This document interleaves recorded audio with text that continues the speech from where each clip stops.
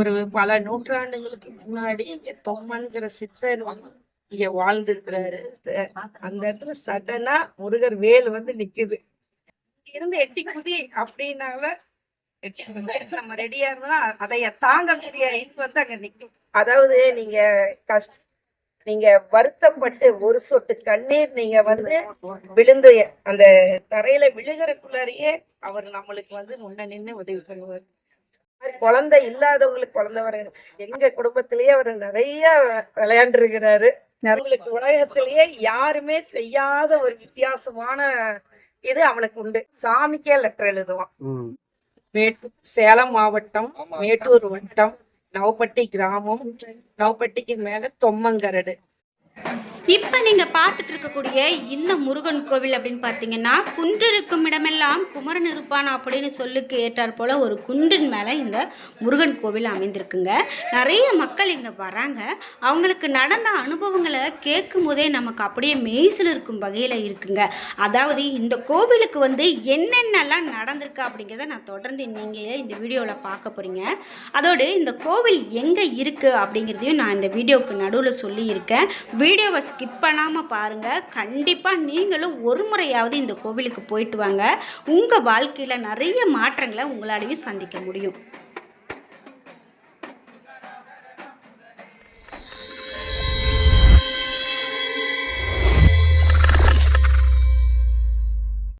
ஆறு வயசுல இருந்தே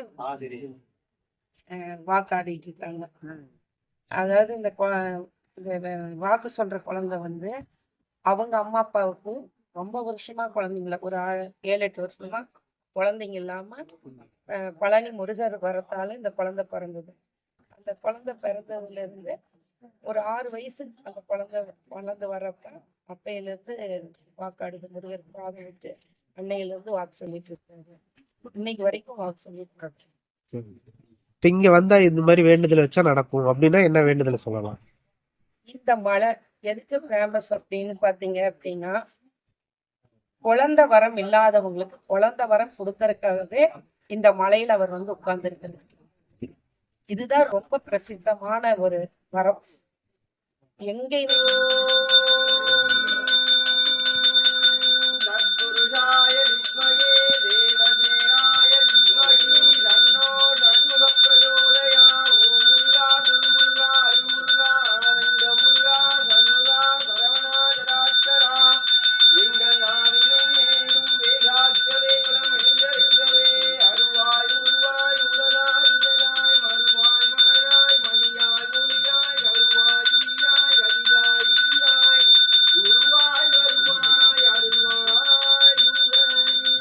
வருங்காலத்துல பாத்தீங்க அப்படின்னா குழந்தை வர இப்ப நாளுக்கு நாள் நிறைய மலட்டுத்தன்மை தான். ஆண் மலடு பெண் மலடுன்னு வருது.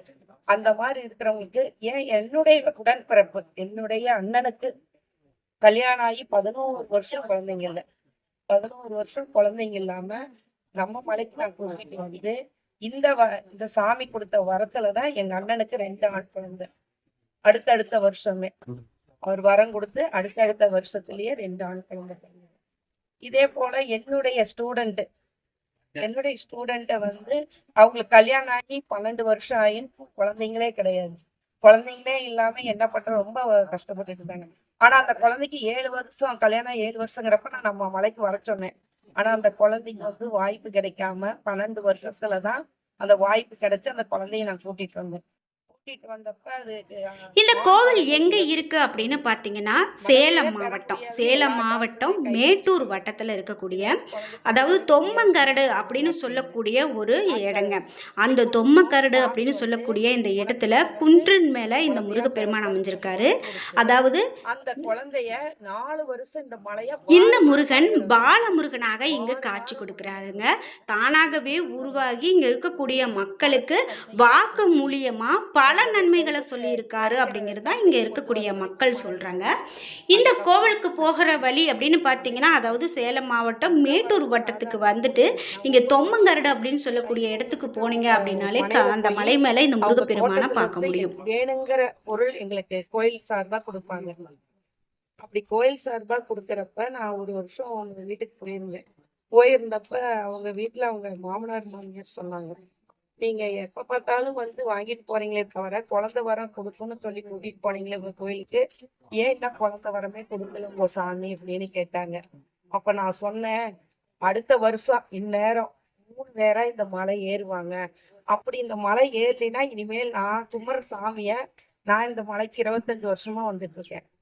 அப்படி இருக்கிறப்ப நான் இந்த மலையில இனிமேல் காலும் வைக்க மாட்டேன், சாமியும் கும்பிட மாட்டேன் அப்படின்னு அந்த இடத்துல ஒரு ஆக்ரோஷமான ஒரு இதா இருந்தது.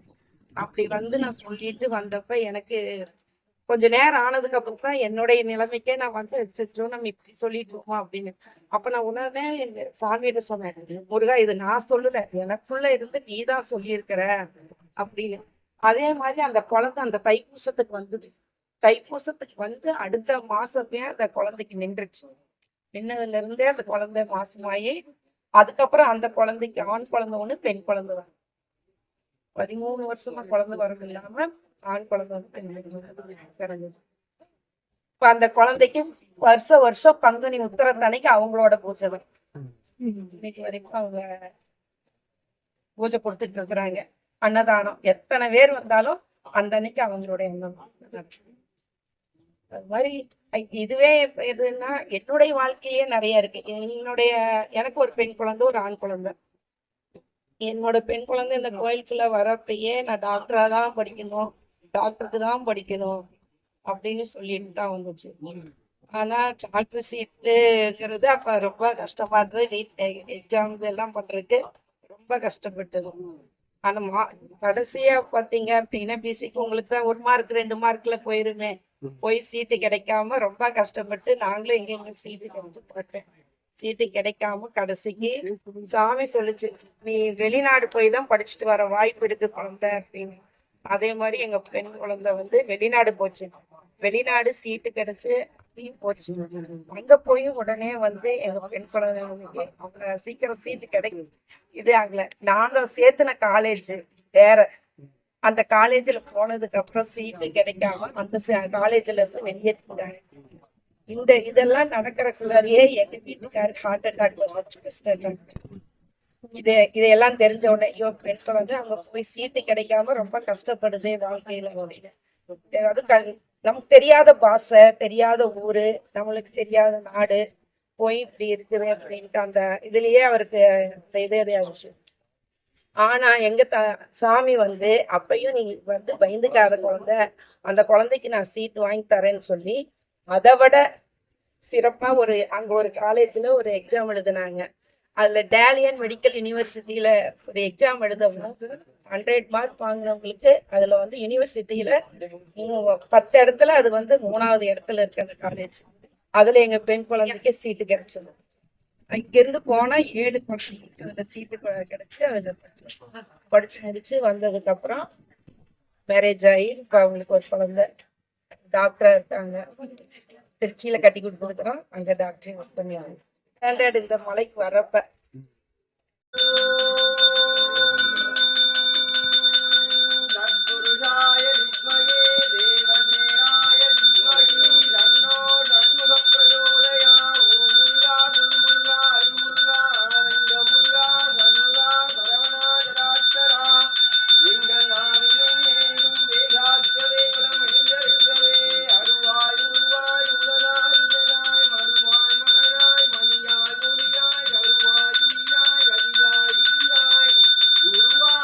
உலகத்திலேயே யாருமே செய்யாத ஒரு வித்தியாசமான இது அவனுக்கு உண்டு.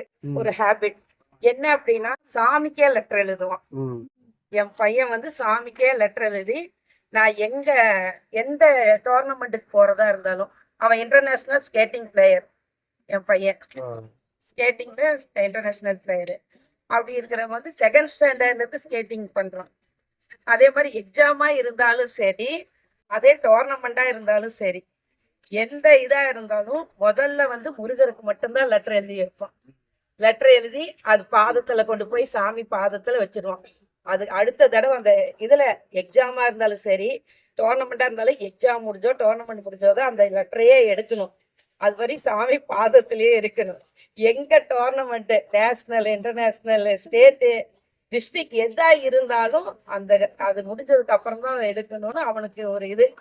அது செகண்ட் ஸ்டாண்டர்ட்ல இருந்து ஃபாலோ பண்ணிட்டு இருக்கிறேன். எங்க பையன் 12th ஸ்டாண்டர்ட் வரைக்கும் இப்பயுமே காலேஜ் போய் இப்ப வந்து காலேஜ் முடிச்சிருக்கிறான் தம்பி. காலேஜ் முடிச்சு முடிவாலால ஐடி ஃபீல்டுல ஜாயின் பண்ணியிருக்காங்க. இன்னைக்கு வரைக்கும் எந்த இதுனாலும் உடனே முருகருக்கு லெட்டர் எழுதியிருக்கோம். அந்த பழக்கத்தை பார்த்த உடனே மொத்த குழந்தைங்க நம்மளும் இது மாதிரி ஃபாலோ பண்ணுனா நம்மளும் அதே இது பண்ணலாம் அப்படின்ட்டு அன்னையிலிருந்து எங்க பையனை வந்து ஃபாலோ பண்ணி எதுனாலும் லெட்டர் எழுதி வைப்பாங்க. அது இன்னைக்கு வரைக்கும் நடந்துட்டு இருக்குது நம்ம மலையில. எங்க பையன் அது ஃபாலோ பண்றான். எங்க பையன் இன்டர்நேஷ்னல்ல நாங்க டோர்னமெண்ட்டுக்கு தாய்லாந்து போறப்ப ஃப்ளைட் மிஸ் ஆயிருச்சு. அதாவது இன்னைக்கு நைட்டு கிளம்ப வேண்டியதை நான் முதல் நாள் நேற்று நைட்டே முடிச்சுட்டுன்னு வச்சுங்களேன். இந்த 12 hours அப்படிங்கிறதுல கொஞ்சம் மிஸ் அண்டர்ஸ்டாண்டிங் ஆயிடுச்சு. அதுல நாங்க கொஞ்சம் இதாகி போனோங்க, ஃப்ளைட்டை மிஸ் பண்ணிட்டோம் நானும் எங்க பையனும். அதுக்கப்புறம் என்ன பண்றதுன்னு தெரியாத முழிச்சிட்டு இருக்கிறப்ப முருகரை தான் கும்பிட்டோம். அந்த இடத்துல நாங்க யாருன்னே தெரியாத ஒரு சூழ்நிலையில 2 பேரு தன்னை போல வந்து நீங்க எங்க போகணும்னு நினைச்சீங்களோ, எங்க போகணும்னு நினைக்கிறீங்களோ அந்த இதுக்கு நாங்க ஃப்ளைட் டிக்கெட் புக் பண்ணி தரோம். நீங்க காசு இல்லைன்னு நினைச்சு வருத்தப்படாதீங்க. உங்க பையனோட விளையாட்டு திறமைக்கு நாங்க அனுப்பி வைக்கிறோம்னு அந்த சொன்னாங்க. சொல்லி எங்களை அனுப்பி வச்சாங்க. அந்த இதுல நாங்க டோர்னமெண்ட்ல போய் என் பையன் வந்து கோல்டு 1 சில்வர் 1 ஜெயிச்சிட்டோம். அது மாதிரி நிறைய சொல்லலாம். எங்க குடும்பத்திலேயே அவர் நிறைய விளையாண்டுருக்கிறாரு, நிறைய அற்புதங்கள் பண்ணிருக்கிறாரு, நிறைய விளையாண்டுருக்கிறாரு, அற்புதங்கள் செஞ்சிருக்கிறாரு. இது மாதிரி குழந்தை இல்லாதவங்களுக்கு குழந்தை வர, அதாவது நீங்க வருத்தப்பட்டு ஒரு சொட்டு கண்ணீர் நீங்க வந்து விழுந்து அந்த தரையில விழுகிறக்குள்ளாரையே அவர் நம்மளுக்கு வந்து முன்ன நின்று உதவி பண்ணுவார். நீங்க என்ன அப்படின்னு கேக்குறதுல அவர் வந்து உடனே அந்த இடத்துல வந்து நிப்பாருன்னு வச்சுக்கீங்களேன். நீங்க எங்கேயுமே தேட வேண்டியது இல்லை. நீங்க ஆனா மனசார நீங்க கும்பிட்டு வருத்தப்பட்டு நின்னீங்க அப்படின்னா எங்க இருந்தாலும் முதல் கரமா ஓடி வந்து அவரு தான் உங்களுக்கு வந்து காப்பாற்றி கை கொடுப்பாரு. முழு நம்பிக்கையோட வரணும்னு சொல்றீங்க. முழு நம்பிக்கையோட மனசார வந்து நம்பிக்கைதான். அந்த இடத்துல இருந்து எட்டி குதி அப்படின்னால நம்ம ரெடியா இருந்தா அதைய தாங்க முடிய இது வந்து அங்க நிக்கும் அவருடைய.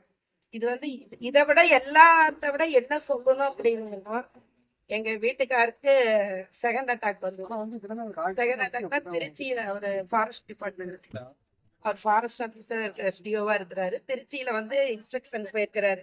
சதுர்த்தி பூஜையில இருக்கிறப்ப எனக்கு இங்க இருக்கவே தோணல. அங்க உடனே போகணும். ஏன்னா விடிச்சா அடுத்த நாள் எங்களுக்கு வெட்டிங் டே அன்னைக்கு அவருக்கு சிவியர் அட்டாக் ஆகுது. சிவியர் அட்டாக் அந்த இடத்துல நான் எங்களை நைட் அங்க அழைச்சு கூட்டிட்டு போயிட்டாரு. எங்களை அங்க கூட்டிட்டு போய் அந்த அந்த இடத்துல அந்த ஸ்பாட். ஏன்னா உங்களுக்கு வந்து பாத்தீங்கன்னா ஆபீசருக்கு தனி குவார்டர்ஸ், தனி ரூம் தான். அவர் மட்டும்தான் ரூம்ல தனியா இருக்கிறாரு. அவர் புரண்டுட்டு இருக்கிறாரு, அட்டாக்ல இருக்கிறாரு. யாருமே தெரியல, காப்பாற்றக்கூடிய சூழ்நிலை அந்த இடத்துல யாருக்கும் இல்லை. ஆனா எங்களை அங்க கூட்டிட்டு போயிட்டாரு. அந்த நேரத்துல சிவியர் அட்டாக்ல அவர் அங்க இருக்கிறப்ப நாங்க அந்த இடத்துக்கு போய் நானும் என் பையனும் அங்க போயிருக்கிறோம். போனோன்னு இப்படி இருக்க மாட்டாரே, கட்டில விட்டு கீழே உருண்டுட்டு இருக்கிறாருன்ட்டு நாங்க போய் பாக்குறப்ப அடுத்தடுத்து வழியில துடிக்கிறாரு. உடனே அங்க இருக்கிறவங்களை கூப்பிட்டு அப்பயே ஆம்புலன்ஸ்ல வச்சு நாங்க கூட்டிட்டு போய் ஜாயின் பண்ணோம். ஹாஸ்பிட்டல்ல வச்சு காப்பாத்திட்டோம். அப்ப என் தம்பி தான் வந்து முன்ன நின்று எல்லாமே பார்த்தாரு. சாமியாடுறாரு. இது மாதிரி எப்படியோ அவருடைய அற்புதங்களை வந்து நான் சொல்லலாம், சொல்லிக்கிட்டே போனோம். எல்லாம் சொல்லிட்டே இருக்கிறோம். நீங்க இங்க வந்து வேண்டுதல் அப்படின்னு சொல்லி ஏதாவது வச்சிருக்கீங்களா, இல்ல தானாவே உங்களுக்கு வந்து இந்த மாதிரி நான் வந்து நான் இது வந்து செய்யறேன், எனக்கு இது நடந்துச்சுன்னா அது வந்து நம்மளால நீங்க எப்படி வாரம் வருவீங்களா இல்ல இந்த அதாவது எங்களுக்கு வந்து கொடைக்கானல், மதுரை, திருநெல்வேலி, திண்டுக்கல், இதுல எல்லாமே நாங்க அங்கதான் இருந்தோம். அங்க இருந்தாலும் நம்ம ஒரு வாரம் விட்டு ஒரு வாரம் கம்பல்சரியா இங்க வந்துருவேன். மேக்சிமம் வாரம் எவ்வளவு தூரத்துல இருந்தாலும் இங்க வந்துருவீங்க. எங்க இருந்தாலும் நைட்டோட நைட்டா காலையில வர அளவுக்கு வந்துடும். ஒரு டைம் ரொம்ப ரொம்ப ஸ்பீடா எங்க வீட்டுக்காரர் வண்டி ஓட்டிட்டு வந்தாரு. ம் ம் வண்டி ஓட்டிட்டு வரப்ப எதிர்த்தாப்புல ஒரு இதே குறுக்க வந்துருச்சு. ம் குறுக்க வந்து அந்த இடத்துல சடனா முருகர் வேல் வந்து நிக்குது. ம் அதுதான் இருக்கறதுலயே நான் கண் கூட பார்த்தேன். அந்த இவ்வளவு ஸ்பீடா வர இடத்துல ஒரு குழந்தை அட்ட ஒரு ஒரு அனிமல் குறுக்க ம் ம் ம் ம் ம் அந்த இடத்துல வேல் வந்து நிக்குது. ஏன் இவ்வளவு ஸ்பீடுங்கிற மாதிரி நம்மள கேள்வி கேட்கிற மாதிரி. அதுதான் உனக்கு அந்த அன்னைக்கு இங்க வந்து கோயில்ல உட்காரப்ப எங்களுக்குதான் முதல் மாதிரி நீ தரிசனம் கொடுக்காம நான் உங்களுக்கு இல்ல, நீங்க கல்பூரம் பத்த வச்சு அந்த இடத்துல கும்பிட்டாவே நான் வருவேன். என்னை பாக்குறதுக்கு ஏண்டா குழந்தை அவளை அடிச்சு குடிச்சு வரணும், இந்த இடத்துல நான் வந்து உன்னை நான் நிக்க வைக்க வேண்டியதா இருக்குது அப்படின்னு அவர் வாக்குல சொல்றாரு. வாக்குல சொல்றேன். இதெல்லாம் வந்து நான் அனுபவப்பூர்வம் சந்தோஷமா ஒரு இதா சொல்லிட்டு ஒவ்வொரு ஒவ்வொரு செகண்டும் ஒவ்வொரு நிமிஷமும் நம்ம எங்க பணியிலேயே நான் இருந்தாலும் எனக்கு எல்லாரும் வைப்பாரு. அப்ப கோயில் இந்த கோயில் கட்டுறதுக்கு உண்டான ஏதாவது தடங்கள் இந்த மாதிரி ஏதாவது அது ஏதாவது சொல்ல முடியுங்களா? இந்த மாதிரி தடங்கள் நடந்தது சொன்னா நல்லா இருக்குது, சிறப்பா இருக்குது. சரி, இப்ப வேண்டுதல் வச்சது நடந்துச்சுன்னா என்ன மாதிரி பரிகாரம் பண்றாங்க? அதிகமெல்லாம் எதிர்பார்க்க மாட்டாரு. அவருக்கு காவடி தூக்குனா அவருக்கு ரொம்ப பிடிக்கும்னு வச்சுக்கோங்களேன். பாலாபிஷேகம் வந்து தைப்பூசம் ஆடிப்பதட்டுக்கு சாமி ஆத்துக்கு போகுங்க. இல்ல பேசு. சாமி வந்து தைப்பூசம் ஆடி 18க்கு மட்டும்தான் வருஷத்துல 2 தடவை ஆத்துக்கு போகும். அப்படி ஆத்துக்கு போகிறப்ப நம்ம வந்து பால் குடம் இந்த தீர்த்த குடம் எல்லாம் எடுப்பாங்க. அந்த பால் குடம் தீர்த்த குடம் எடுத்து வர்றதே அவருக்கு ஒரு மிகப்பெரிய சந்தோஷம்னு வச்சுக்கோங்க. நீங்க வேற எதுவுமே அவர் கேட்க மாட்டாரு. எனக்கு வந்து பால் குடம் எடுங்க, தீர்த்த குடம் எடுங்க அப்படின்னு தான் அவர் கேட்பாரு. இப்ப மற்ற கோயில் மாதிரி இங்க வந்து பால் குடம் காவடி அந்த மாதிரிலாம் வர்றாங்களா பக்தர்கள்? ஆயிரக்கணக்கா வருவாங்க. நடப்பயணம் அந்த மாதிரி எல்லாம் இருக்குங்களா? பயணம் இப்ப இந்த வருஷம் தான் 2 வருஷமா கேட்டுட்டு இருந்தாங்க. இந்த வருஷம் சேலத்துல இருந்து வள்ளி டீம் ஒருத்தர் இருக்காங்க. சரி சரி. அவங்க ஒரு 20-30 பேர் இருக்காங்க. அவங்க பாத யாத்திரையா நம்ம கோயிலுக்கு வந்தாங்க இந்த வருஷம் பாத யாத்திரையா. இனி வருங்காலத்துல இன்னும் நிறைய பேர் கண்டிப்பா வரும். கண்டிப்பா எதிர்பார்க்கணும். நடக்கும் கண்டிப்பா. இப்ப இவ்வளவு நம்பிக்கையா நீங்க இவ்வளவு நடந்திருக்குன்னு சொல்றீங்க. அது மாதிரியும் இங்க நிறைய பக்தர்கள் வந்திருக்காங்கும் போது கண்டிப்பா அது வந்து வெளியில வந்து அந்த நம்பிக்கை மற்ற முருக பக்தர்கள் எல்லாரையுமே இங்க வர எங்க குடும்பத்திலே விளையாடுறாங்கன்னா போல எத்தனை பக்தர்கள் வந்து கோயில் வர குழந்தை வைத்தாலும் எத்தனை நேரத்துக்கு அவங்க மனையிலேயே போய் சொல்லிடுறீங்க. எனக்கு நாங்க என்ன தெரியுமா, அந்த குழந்தைங்களுக்கு அவரே வேறு சுட்டுவாரு. அது நான் என்னுடைய குழந்தைங்க கூட்டிட்டு வரப்ப என் குழந்தைங்களுக்கு ஒரு 10 வருஷம் 6 வருஷத்துல இப்படி நான் கூட்டிட்டு வந்தேன். அப்படி கூட்டிட்டு வரப்ப நான் வருத்தப்பட்டுட்டேன். நம்மளும் குழந்தையா நம்ம குழந்தை இந்த டைம்ல இருந்தா நம்ம குழந்தைக்கு சாமி பேர் வச்சிருப்பாரு அப்படின்னு. ஒவ்வொரு குழந்தைக்கும் அவர் வரத்துல போயிட்டு எல்லா குழந்தைங்களுக்குமே பேர் அவர் வைப்பாரு. அப்படி வந்து என்னோட பேர் அவர் தான் பேர் வச்சாரு. நதியா அப்படிங்கிற பேரு அவர் தான் வச்சாரு தைப்பூசத்தன்னைக்கு. இது போல அவர் வரத்துல இருக்கிற எந்த ஆண் குழந்தையா இருந்தாலும் சரி, பெண் குழந்தையா இருந்தாலும் சரி, அவர்கிட்ட இப்போ பங்குனி உத்திரம் வரப்போகுது இல்லைங்களா? அந்த உத்திரத்துக்கு வந்து இங்க தனியா ஸ்பெஷலா வேற ஏதாவது இருக்குங்களா? ஸ்பெஷலான இல்ல இப்ப பங்குனி உத்திரம்னா ஒரு திருவிழாவா நடத்துவாங்க. இல்ல அதாவது இந்த கோயிலை பொறுத்த வரைக்கும் தைப்பூசமும் ஆடி 18 மட்டும் ஆத்துக்கு உற்சவமூர்த்தி கொண்டு போயிட்டு வருவாங்க. இத்தனை வருஷமா இந்த கோயில என்ன பிரசித்தம் அப்படின்னீங்கன்னா, எந்த கோயிலுமே இல்லாதது உற்சவமூர்த்தி தான் முதல்ல எல்லா மூலவர் தான் முதல்ல வருவாங்க. ஆனா நம்ம கோயில்ல வந்து முதல்ல உற்சவமூர்த்தி தான் வந்தது. உற்சவமூர்த்தி தான் முதல்ல. அதுக்கப்புறம் தான் இந்த வருஷம் தான் நம்மளுக்கு மூலவர் இருக்கிறாரு. அது எந்த கோயில்லையுமே இல்லாத அற்புதம்.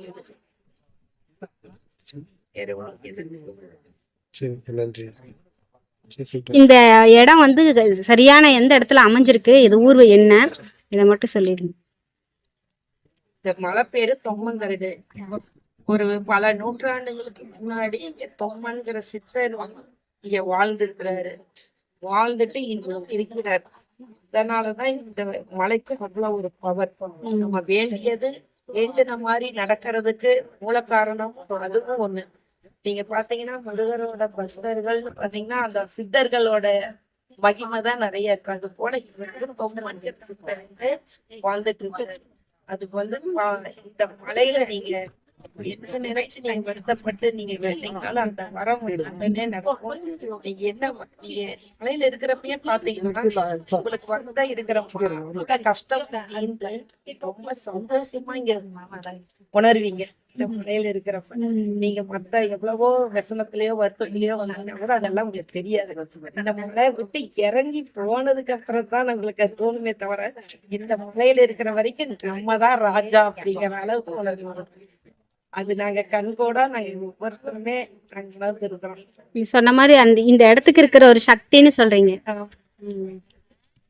இதுதான் ரொம்ப மிகப்பெரிய சக்தியா ஆட்கொண்டு இருக்கு. அது நாங்க நிறைய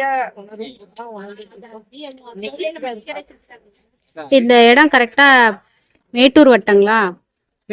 சேலம் மாவட்டம் மேட்டூர் வட்டம் நவப்பட்டி கிராமம். நவப்பட்டிக்கு மேல தொம்மங்கரடு இடத்து பேரு தொம்மங்கரடு. இது இந்த மலைக்கு வர்றதுக்கு 3 வழி இருக்கு. எம்ஐடி வழியா வரலாம், பாலத்து வழியா வரலாம், பின்பக்கம் அங்க மண்டபத்துக்கு அந்த பக்கம் ஒரு வழி இருக்கு கந்தன் கடைன்னு. அதுக்கு மேல வந்தீங்கன்னா 4 வீலரு அந்த வழியா வரும்.